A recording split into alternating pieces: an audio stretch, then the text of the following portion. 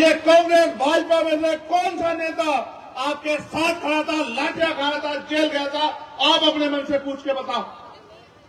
क्या इनका रिश्ता आपसे सिर्फ वोट का ही है?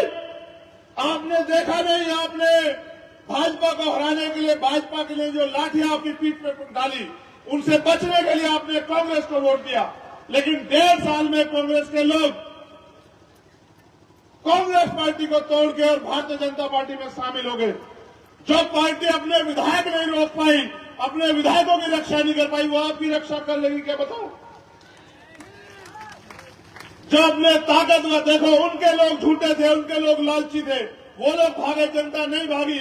जनता ने तो तय किया था कि भाजपा की का ढक्कन बंद करना, और आपने करके भी दिखाया। लेकिन मुझे बताओ मेरे लोगों, वो अपने स्वार्थ में चले गए, इससे आपको क्या मिला? कुछ मिला? और आप उनसे उम्मीद क्यों करते हो कि वो आपको कुछ देंगे? अगर वो इतने अच्छे होते, आप ये सोचो और इतिहास को याद करो, वो इतने अच्छे होते तो बाबा साहब अम्बेडकर को अपने 4 बच्चे कुर्बान करने पड़ते। अगर वो इतने अच्छे होते तो बाबा साहब अम्बेडकर को पार्टी बनानी पड़ती, बाबा साहब अम्बेडकर को घर घर जाके लोगों को जागरूक करना पड़ता। और वो इतने अच्छे थे तो भारतीय संविधान से पहले उन्होंने हमारे अधिकारों की लड़ाई क्यों नहीं लड़ी? मेरे लोगों अपने मन से पूछ के देखो। जो जुर्म, जाति, अन्य अत्याचार और अधिकार विहीन रहे आप लोग। आपको पढ़ने का अधिकार नहीं था, आपको घूमने की आजादी नहीं थी, आपको खेती किसानी करने की आजादी नहीं थी, आपको विदेश जाने की आजादी नहीं थी, आपको मकान बनाने की आजादी नहीं थी, आपको उद्योग धंधे करने की आजादी नहीं थी। आपके बीच से एक आदमी खड़ा हुआ जिनको हम बाबा साहब अम्बेडकर के रूप में जानते हैं, और उनसे पहले छत्रपति साहू जी महाराज, जो कुर्मी कुल के थे, कुर्मी, गुर्जर, मराठा एक ही कुल है पूरा। छत्रपति साहू जी महाराज ने 1902 में आरक्षण की व्यवस्था की। उससे पहले डॉक्टर बाबा साहब अम्बेडकर ने जिनको गुरु माना, राष्ट्रपिता ज्योतिबा फूले ने, उन्होंने और उनकी पत्नी ने तमाम तरह के अपमान सहे और हमें हमारे पैरों पे खड़ा करने के लिए 18 स्कूल खोले। मेरे लोगों, जब मैं आया, मुझे आगे हमारे नौजवान भी मिले। मैं आपसे भी पूछ रहा हूं और अपने दिल पे हाथ रख के गवाही देना। आप 12 फरवरी को जुटे थे मेरे साथ भोपाल में, और हमने अपना मांग पत्र सौंपा था सरकार को। आपके पास लाखों की भीड़ थी, लेकिन वोट की शक्ति उस समय नहीं थी, चुनाव नहीं था। आपके पास एमपी एमएलए नहीं थे, उन्होंने आपकी बात को नजरअंदाज कर दिया। आपको समझ आया कि लाखों की भीड़ भी कुछ नहीं कर सकती है। लेकिन अगर सोचो आपके 10 एमएलए यहां होते तो मैं इस सरकार के गले में हाथ डाल के आपके सारे काम करवा देता। अभी मुझे हमारे लोग मिले, कह रहे भैया मान सम्मान नहीं मिल रहा है। आप मुझे जवाब देना मेरे लोगों, जो मिशन का काम करते हैं वो मान सम्मान की परवाह करते हैं क्या? आप मुझे अपने मन से बताओ, कोई ऐसा महापुरुष बताओ जिसने अपमान ना सहा और अपमान सह के इस लड़ाई को ना लड़ा। एक बताओ, क्या बाबा साहब अम्बेडकर ने अपमान नहीं सहा? तमाम तरह की प्रतिभा होने के बावजूद भी अपमान सहते रहे,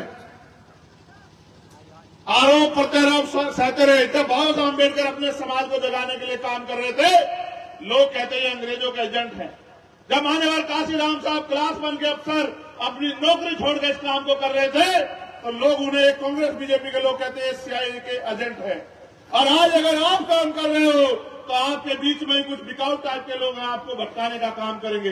मैं आपसे पूछना चाहता हूं, अपने दिल में हाथ रख के जवाब दो। आपकी तरफ जब जब अन्याय की आवाज उठी है, आपके साथ भीम आर्मी आजाद समाज पार्टी को छोड़ के कौन खड़ा था? अपने दिल से जवाब देके बताओ, कोई था क्या?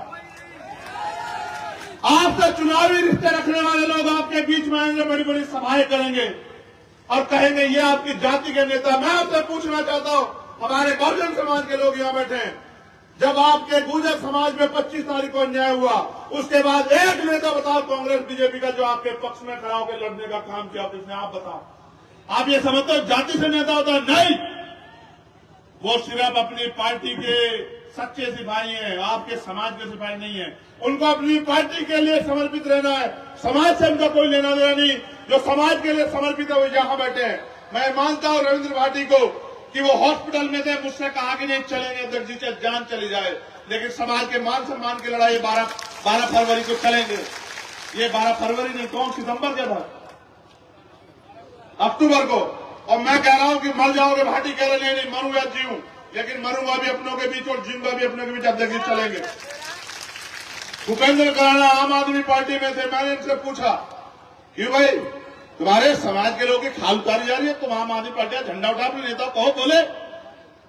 जब इन्होंने कहा बोलो तो उन्होंने कहा तुम जातिवादी हो, तुम गुजरों की बात कर रहे हो, निकलो हमारी पार्टी से। एक सेकंड नहीं लगाई, भूपेंद्र ने कहा ये रखिए आपकी पार्टी, अगर मेरे समाज की बात आएगी और मैं उनकी लड़ाई नहीं लड़ता कमजोर वर्गों की, ऐसी पार्टी का कोई मतलब नहीं, मैं पार्टी को ठोकर मारता।